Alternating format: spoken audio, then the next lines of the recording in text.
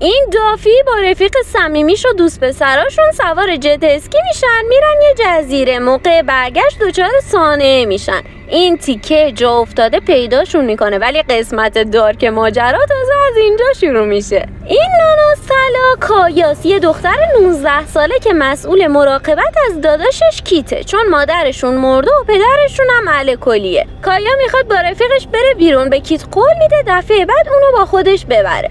موقع رفتن به پدرش میگه انسولین کیتو به موقع بزن، ازش پولم نمیگیره، راه میفته. این تساس رفیقشه که از بچگی باهاش بزرگ شده. به کایا میگه بیا ببینیم میتونیم رفیق دوست پسرم و واسط بکشیم یا نه. خانوما عذاب وجدان داره داداششو ول کرده، اما تسا راضیش میکنه. این یارو جولیان، دوست پسر تسا که غریق نجاته. دایی جان واقعا سلیقه خوبی داری. اینم رفیقشه اندرز. جولیان میگه بیاین بریم جزایر باهاما. کایا جا خورده، میگه من باید زود برگردم خونه، خطرناکه و اینا، اما آخرش راضی میشه. تسا میگه بابا داداشت بدون تو هم میتونه زندگی کنه. بعد واسه عذرخواهی یه دستبند 3 هم بهش هدیه میده. خلاصه که حرکت میکنن. راه یکم طولانیه ولی میرسن. دوتا خلوت کردن. اندرز دستبند کایا رو که میبینه میگه بابا دوست پسر داری با ما اومدی بیرون؟ کایا میگه نه من سینگل تر از این حرفام، مادرم 1 سال پیش فوت کرده، اصلا وقت این کارا رو ندارم. موقع شنا این دوتا میرن تو لب و لوچه همو جفت میشن. موقع برگشت جولیان خیلی تند میره. تسا ازش میخواد کلاهشو بذاره که جتشون چپ میشه، ولی حالشون خوبه.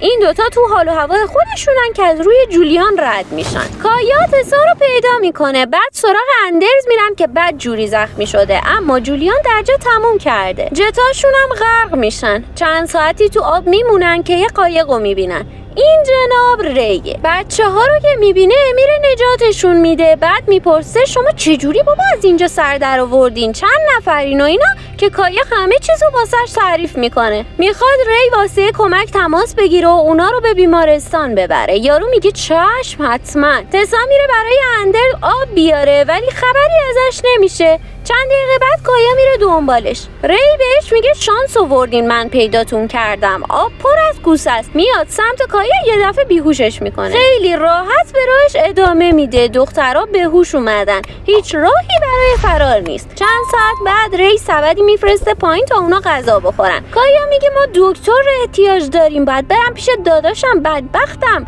ری هم میگه چون زیادی زر میزنی خبری از غذا نیست. بانو حس میکنه یه قایق داره میاد سمتشون. این یارو که ری دکتر صداش میکنه میاد اول اوضاع اندرز رو بررسی میکنه، بعد میاد سراغ دخترها، میگه احتمالاً دنده تسا شکسته. بعد به ری پول میده، میگه این پول واسه دختر قبلی است. یه یارو خرپول پیدا شده دنبال یه کبد برای دخترش میگرده. واسه اندرز و تسا که زخمی شدن هر کدوم $5000 میده. میخواد کایا رو فعلا نگه دارن. اندرز رو به تخت میبندن، بیهوشش میکنن. کایا همه جریان رو میبینه ولی کاری نمیتونه بکنه.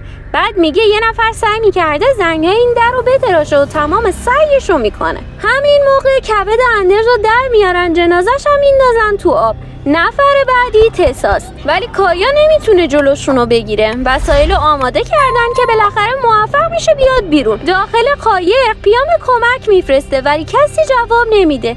تسا رو بستن. دکتر داره شروع میکنه که کایا سر میرسه و بهش شلیک میکنه، ولی یارو 100 تا جون داره. تسا با چاقو بهش حمله میکنه و نجات پیدا میکنن. ری که برمیگرده دخترها رو نمیبینه. این قایق بادیه هم پاره میکنه. بعد تو دریا میگرده که البته پیداشون هم میکنه. ری میخواد با کشتیش از روی دخترها رد شه، ولی کایا سیمپیچی کشتی رو آورده پایین. به خاطر آسیب دیدگی تسا مجبور میشه اونو اینجا ول کنه و تنها سراغ کشتی دکتر رو بره. اولین کاری که میکنه پیام واسه کمک میفرسته که گارد ساحلی جوابش رو میده. همه چیزو که میگه پلیس ازش میخواد یه چراغ رادیویی که موقعیتش رو مشخص میکنه پیدا کنه. کایا همین موقع عکس دخترایی که اعضاشون رو قاچاق کردن رو میبینه برگاش ریخته. اول یه تفنگ منور پیدا میکنه، ولی پلیس میگه حتما باید چراغ رادیویی رو پیدا کنی و توی آب بندازیش تا کار بیفته. همین که پیداش میکنه میخواد بره سمت دریا، متوجه ری میشه که وارد عرشه شده. ری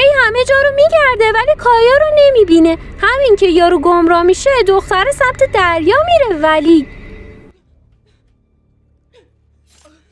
بانو یکم که میخواد یارو رو از راه بدرش کنه، منور رو میزنه تو پک و پوز یارو. با هزار بدبختی خودش رو میرسونه روی عرشه، ولی چراغ تو آب نمیفته. اینم از حال میره. چند ساعت بعد به خاطر تکونایی که کشتی میخوره چراغ میفته توی آب. صبح گارد ساحلی میرسه در حالی که کایه از حال رفته، ری هم جزغاله شده. با هلیکوپتر میفرستنش بیمارستان. کلی هم تلاش میکنن تا نجاتش میدن.